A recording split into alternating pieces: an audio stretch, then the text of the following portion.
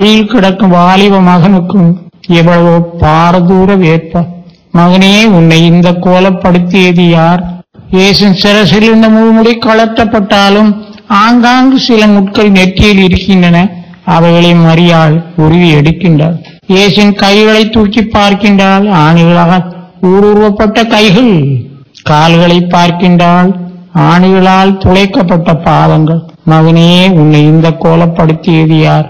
இயேசுவின் உடலிலிருந்து ரத்தம் கசிந்து கொண்டிருக்கிறது. இந்த ரத்தத்தோடு தனது வியாகுல கண்ணீரை கலக்கின்றார். ரத்தமும் கண்ணீரும் வழிந்தோடும் கல்வாரி காட்சி. இயேசுவின் பாடுகளும் மரியாளின் நேசமும் கூறுகின்ற நேசத்தின் சாட்சி. இந்த தாய்க்கு நாம் என்ன கைமாறு செலுத்துவோம்? இந்த தாயின் பாதங்களில் நாம் இப்போது விழுந்து அவள் மடியில் கிடக்கும் அருமை மகனுடைய முகத்தை பார்த்து நம்மை ஏற்றுக்கொள்ளும்படி என்றாடுவோம். வியாகுலத்தின் வாழ் மாமரியின் இருதயத்தை மிகவும் வருத்தப்படுத்தி ஊடுருவியது.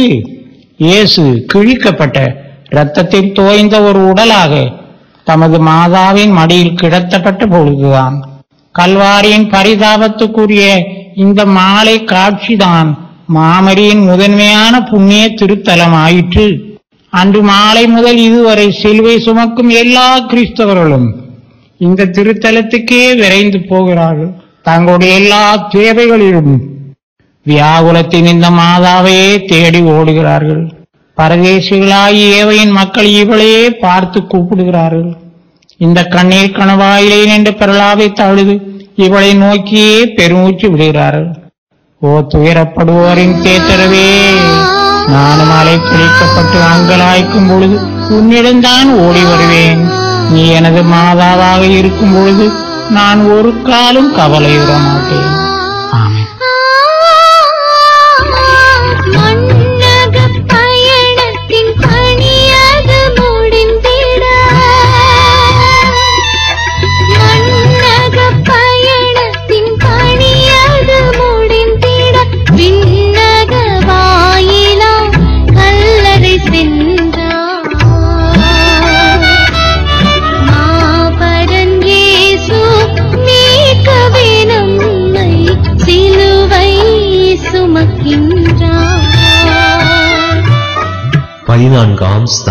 ஏழையாக பிறந்த இயேசு ஏழையாக கல்லறையில் அடக்கம் செய்யப்படுகிறார்.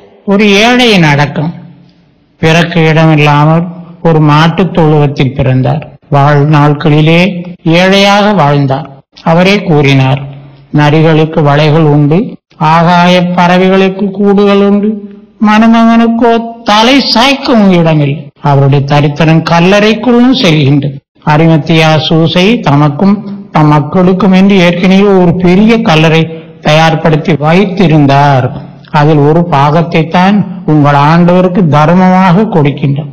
ஓ தரித்திரம் என்ற என் திருமதியே, உன்னை தற்பரன் காப்பாராக என்று கூறிய அசிசி பிரான்சிஸ் எவ்வளவு பெயர் பெற்றவர். கல்லறைக்குள்ளும் இயேசுவின் தரித்திரம் செல்கின்றது. இவருடைய முறைப்படி அடக்கத்திற்கு வேண்டிய பரிவட்டம் பரிமளை எல்லாமே தர்மமாகத்தான் கொடுக்கப்படுகின்றது.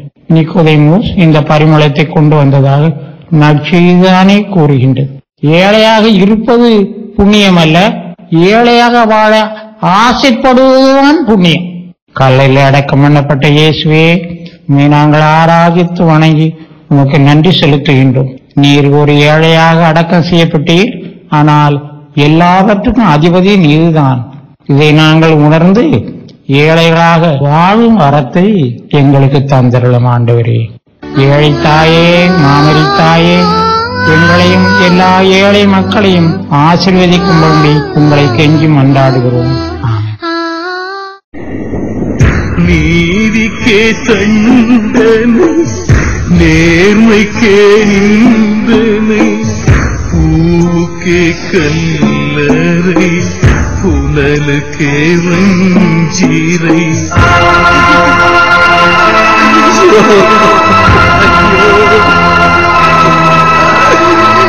நீதிக்கே தண்டனை, நேர்மைக்கே நிந்தனை, பூவுக்கே கல்லறை, புனலுக்கே வஞ்சீரை.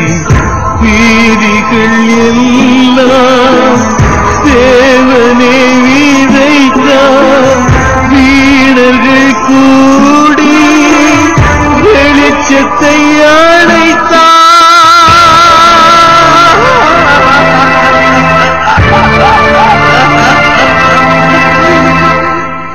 வெளிச்சத்தை அழைத்தார்